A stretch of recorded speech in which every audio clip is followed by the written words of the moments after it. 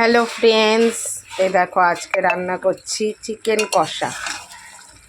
এই দেখো আলু দিয়েছি, আলু দিয়ে চিকেন কষা হচ্ছে।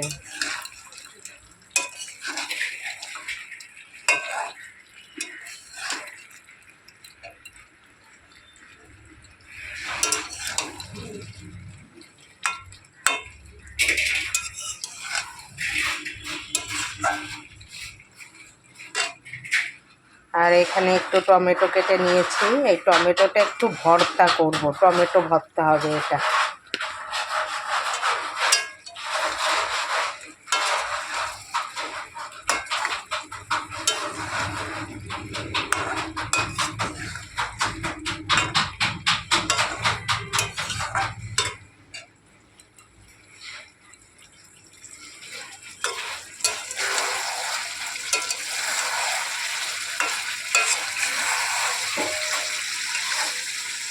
চিকেন কষাটা দেখতে কেমন লাগছে তোমরা কমেন্টে বলো তো।